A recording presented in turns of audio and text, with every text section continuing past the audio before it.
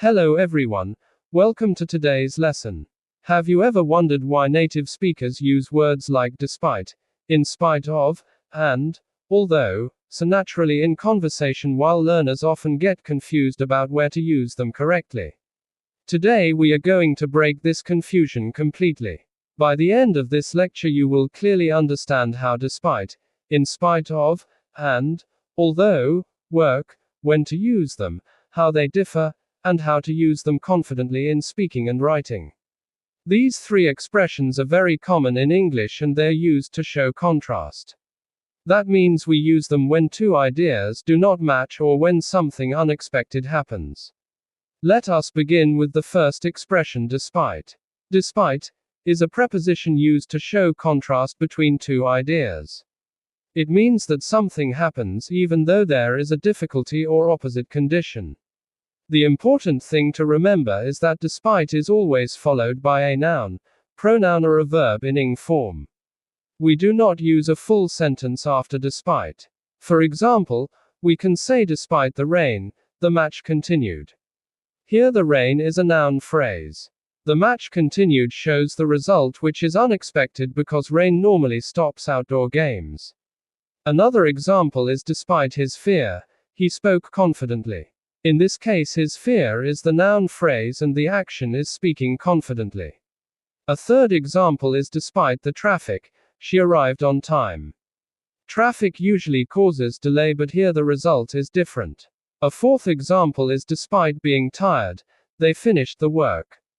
Being tired is a verb in ing form used as a noun phrase. The final example is despite the noise, he slept peacefully. Noise usually disturbs sleep, but the result is opposite. Now let us understand how despite works in real-life communication. We often use despite when we want to highlight strength, determination or unexpected success. It makes your sentence more powerful because it shows contrast in a short and clear way. Instead of saying two long sentences, you can combine them using despite and make your English more natural. Now we move to the second expression, in spite of.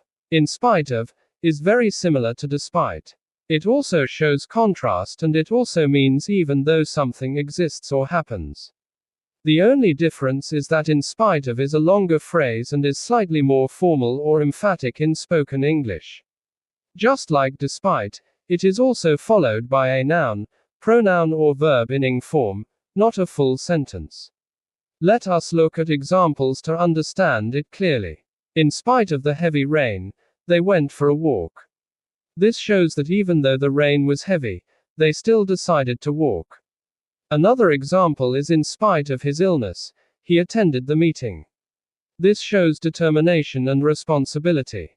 A third example is in spite of the difficulties, she completed her studies.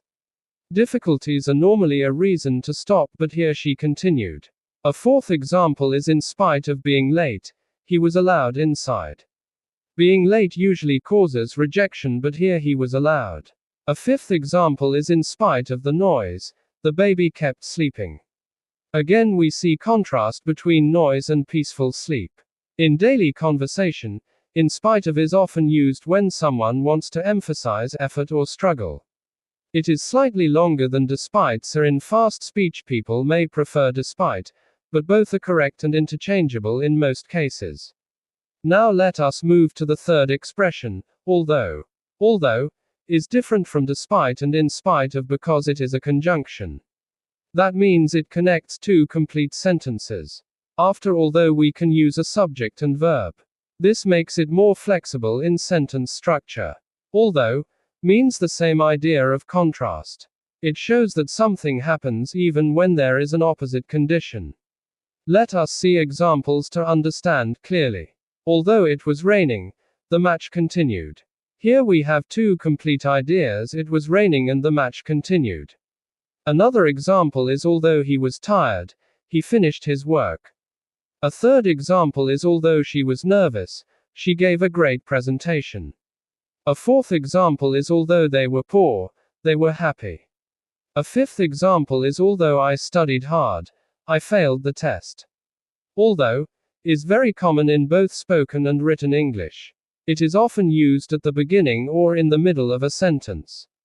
When it is at the beginning, we usually separate the ideas with a comma in writing. Now that we understand all three expressions, let us go deeper into how they are different and when to choose each one. Despite, and in spite of, are prepositions. They are followed by nouns or ing forms. They cannot directly connect two full sentences. Although, is a conjunction and it connects two full sentences. This is the most important difference. For example, we cannot say despite it was raining. That is incorrect because despite does not take a full sentence. Instead, we must say despite the rain or despite it being rainy. On the other hand, although it was raining is correct because although allows a full sentence. Another important point is style and tone. Despite is short and commonly used in both spoken and written English. In spite of is slightly more formal or more emphatic. Although is the most flexible and widely used in writing, storytelling and academic English. Let us now practice understanding these words in real-life thinking. Imagine a student preparing for exams. We can say despite having limited time, he studied every night. We can also say in spite of limited time, he studied every night. And we can also say although he had limited time, he studied every night. All three sentences are correct, but the structure changes. Now imagine a sports situation. Despite the injury, the player continued the match. In spite of the injury, the player continued the match. Although the player was injured, he continued the match. Again, the meaning is the same but grammar changes. Now imagine weather conditions. Despite heavy rain, people attended the concert. In spite of heavy rain, people attended the concert. Although it was raining heavily, people attended the concert. By practicing these transformations, you can master English contrast expressions very quickly. Another important tip is that these expressions are very useful in writing essays, storytelling, and speaking tests. They help you sound more advanced and fluent because you are showing complex thinking. Instead of simple sentences like it was raining but they went out, you can say although it was raining, they went out. This sounds more natural and polished. Let us now focus on common mistakes learners make. One common mistake is using a full sentence after despite or in spite of. For example, despite it was raining is incorrect. The correct form is despite the rain or although it was raining.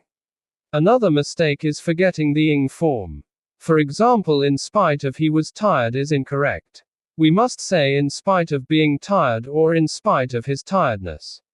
Another mistake is overusing one expression. Many learners only use although and avoid despite and in spite of. This makes their English less varied. It is better to use all three depending on sentence structure. Now let us strengthen your understanding with a deeper comparison. Despite is short, direct and very natural in everyday English. In spite of is slightly heavier and adds emphasis. Although is more grammatical and flexible for sentence building. All three express contrast, but their structure is different. If you want to sound natural in conversation, despite is very common. If you want to emphasize struggle or difficulty, in spite of works well. If you are writing essays or formal text, although is extremely useful. Let us now review the idea of contrast once more in simple understanding. Contrast means two ideas that do not normally go together. For example, rain and outdoor sports, tiredness and productivity, fear and confidence, weakness and success. These expressions help us connect such opposite ideas in one sentence smoothly. Now I want you to think about your own life.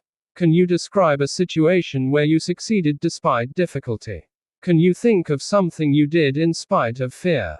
Can you remember a moment when, although things were hard, you still continued? Practicing like this helps your brain naturally adopt these structures. To conclude this lesson, let us summarize in a simple way. Despite and in spite of are prepositions used with nouns or ing forms. Although is a conjunction used with full sentences. All three are used to show contrast between two ideas. They are extremely important for fluent English communication and they make your speech and writing more natural and expressive. If you master these 3 expressions, your English will immediately sound more advanced and confident.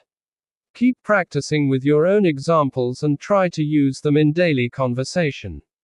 Thank you for listening to this lesson. What is one sentence you can create right now using despite, in spite of, or although, in your own experience?